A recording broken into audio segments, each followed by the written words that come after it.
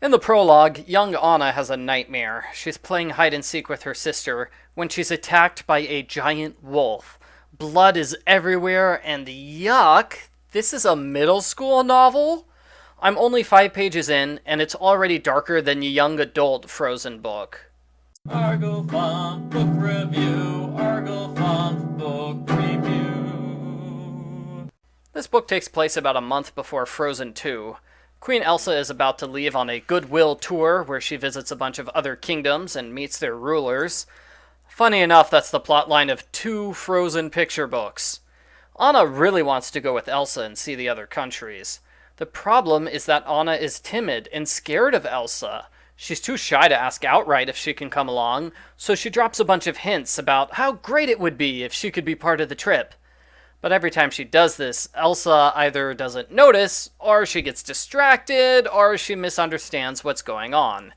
It's just like Frozen 2, where Kristoff spends the whole movie trying to propose, but he messes up every time. Some readers didn't like the premise. This is 3 years after the movie Frozen. Why is Anna so afraid to talk to Elsa? Didn't the sisters clear up their communication issues? I didn't have a problem with the premise myself. I thought it was realistic for Elsa to be introverted and close herself off from the world. She's majorly stressed, so she's falling back into old habits. That makes sense to me, although I didn't like the scenes where Elsa snaps and gets angry with Anna at the drop of a hat. A blight occurs. All the animals and food are turning white. The townsfolk start to panic, causing Elsa to distance herself further. Anna and Olaf find a secret room in the library. Anna's entranced to see her mother's handwriting again, but Elsa doesn't care. She orders Anna to forget about the hidden room and leave the past alone. Olaf was a little weird in this section. He talks about Dante's Inferno and literary genres.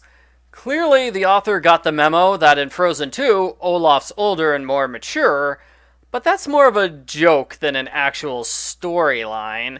It was weird to see Olaf with a penchant for philosophy in this book, although it is balanced with moments of Olaf being his normal, goofy self, like in the movies. Anna finds a spell entitled Make Your Dreams Come True. She recites the spell, which is a terrible idea when you're in a dark fairy tale like this one. Sure enough, the dream that comes true is Anna's wolf nightmare. The monster wolf attacks the castle and chases her relentlessly, trying to kill her.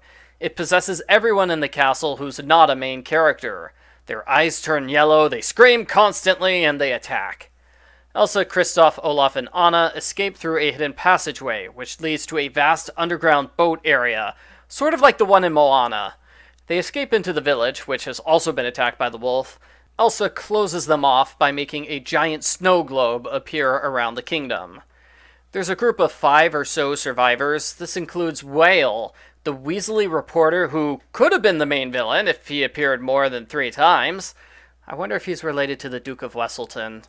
There's also Wandering Oaken, the person who discovered the Blight, and Tuva the blacksmith. Tuva is married to a woman named Ada, so we officially have a married lesbian couple in the Frozen universe, and you bet they mention her wife every single time she appears. We don't know anybody else's marital status, just hers though. Is Wandering Oaken married? I assume he's married and those kids that are around him are his kids, but he never talks about them. Whatever. The survivors take Olaf away because this is a serious novel that doesn't need comic relief. They tell the group to visit Sorensen, a mystic who lives above an abandoned mine. Sorensen is a strange scientist with a long beard, and he explains the myth behind the wolf. It's Natmara, our nightmare. It's created from children's fears. It can turn itself into black sand, and it will become permanent after 3 days. Natmara becomes stronger every time Elsa uses her magic, which is an interesting limitation that prevents Elsa from magicking her way out of the problem. Natmara attacks. Sorensen sacrifices himself so our heroes can escape into the mines. They meet mystical creatures called Holdrenfolk.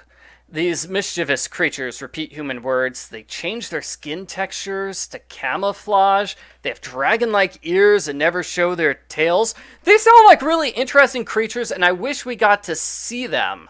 This book doesn't have illustrations, which is a shame because Grace Lee is credited as the illustrator, and her pictures are normally fantastic. The stuff she did for the Sophia the First books is great, so I was looking forward to seeing her draw a bunch of cool Frozen pictures.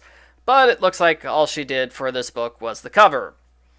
The Holdra folk lead them to the realization that there's a magic sword named Revolute inside the boat area. Our heroes rush there when Natmara attacks. This time, Kristoff is the one who sacrifices himself so the others can continue. Elsa gets the sword and she tries using it on Natmara, but it breaks and the wolf possesses her. Anna meets with the small group of survivors. She is shocked to learn that Elsa planned to leave Anna in charge of the kingdom while she was gone. Elsa does care about Anna after all. I'm legitimately surprised this didn't come up earlier. You'd think someone would tell Anna she's in charge of the kingdom for a month.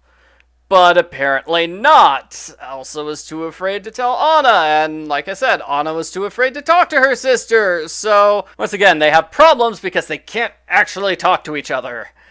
Anna returns to the castle. Natmara is incapable of touching her. It goes through her like a ghost whenever it pounces. Anna realizes the wolf isn't her nightmare, it's Elsa's nightmare.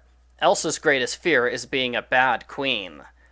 That's nice and all, but as the prologue shows, Anna literally had reoccurring nightmares about a wolf attack. I think the nightmare wolf belongs to her. Anna realizes Revolute is an anagram for true love, so true love is what destroys the beast. She frees Elsa from Natmara's control with an inspirational speech about how Elsa's a great ruler. You don't need to be afraid of being a bad queen. A second speech about true love defeats the Natmara and the Blight forever. As it turns out, nobody's able to remember the events of this book besides Anna and Elsa, which is why it doesn't get mentioned in Frozen 2.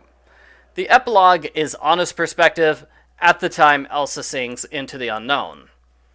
Overall, I would say this is an okay book. If this had been the plot of Frozen 2, that would have been fine. It does repeat a lot of the beats from the first Frozen movie, like the sisters can't communicate, and the kingdom's in danger, so our heroes must travel to the northern mountains and back where they get advice from magical creatures, only to learn in the end that true love conquers all.